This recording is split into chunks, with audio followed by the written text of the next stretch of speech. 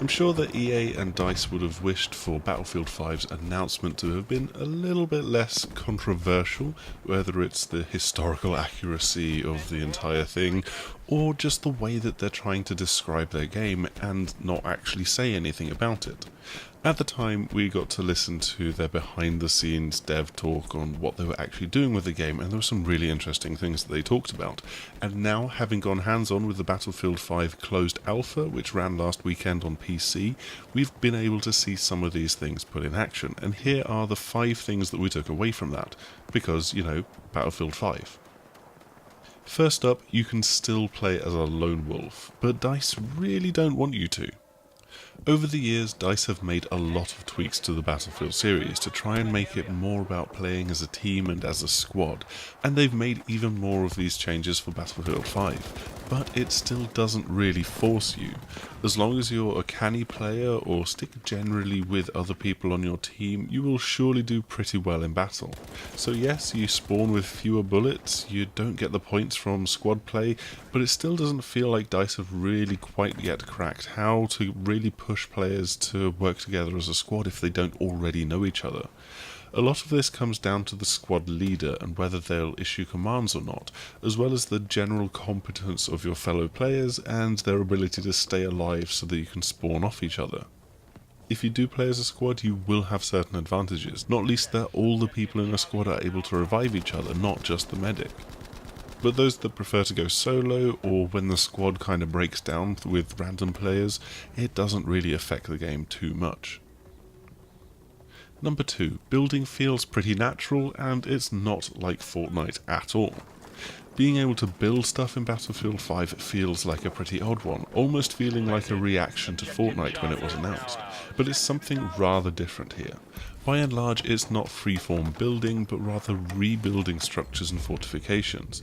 Buildings that you want to provide cover to you can be strengthened by boarding up windows and maybe stacking up sandbags to reinforce a wall. However, if all of that gets destroyed, maybe with a tank just driving through it, you can then still rebuild it, making sandbag walls and other fortifications to give you some cover to stand behind. Elsewhere, it's augmenting your defences, making parapets out of sandbags to stand on, it's that kind of thing. Everyone can do this though, not just the support class, though support will be the best at it and fastest. Number 3, bullets are rarer, but you can always stock up. DICE made a big decision to reduce the amount of ammo that you spawn within the game, giving you just a couple of clips of ammo and 1, maybe 2 grenades depending on the type that it is. And a lot of people were a little bit worried that this might be too big of a change to the game. Luckily, it's not too big a shift for those that enjoyed Battlefield 4 and Battlefield 1. There are plenty of supply points across the map at all of the checkpoints, and if you're sticking it with your team, you can try and rely on the support class players to drop ammo packs for you to stock you up and go beyond what you spawn with. Most importantly though, you can pick up ammo from every enemy that is downed, so if you're playing on the front foot and being more aggressive in your approach, you should be able to pick up ammo left, right and centre up until the point that you're caught out and die. What this change really does, I feel, is prevent certain kinds of camping.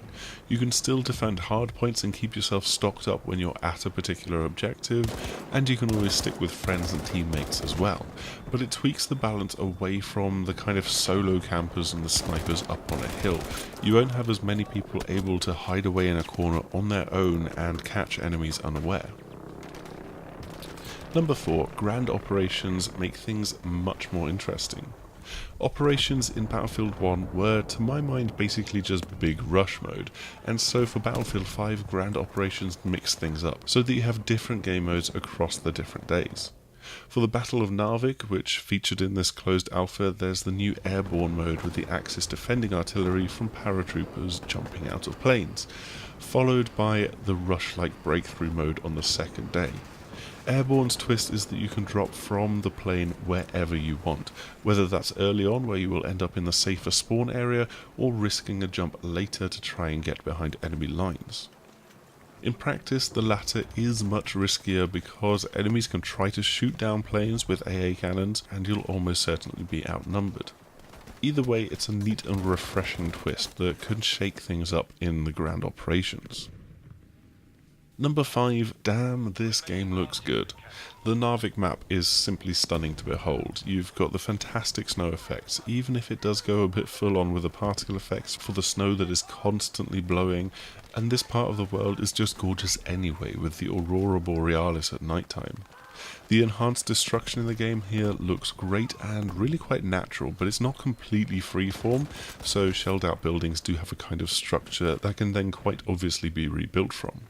And to top it all off, on PC, these graphics are well within reach of a lot of players.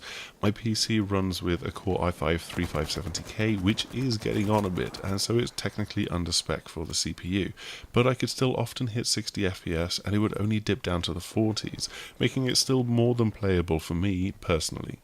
You're obviously welcome to disagree on that point, but there's plenty more optimization for DICE to do between now and release later this year, and I'm sure that I could have tweaked various settings lower to stabilize that frame rate further.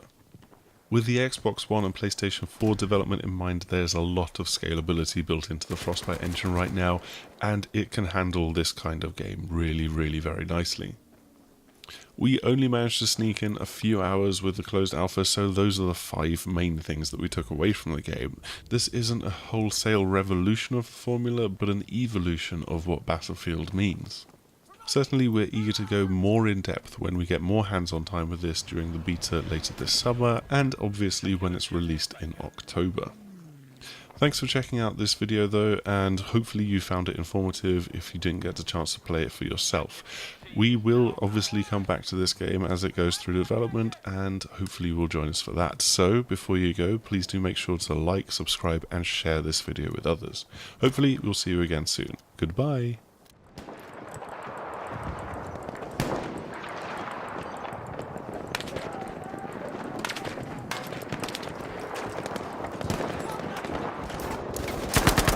Objective dog is now ours, soldiers.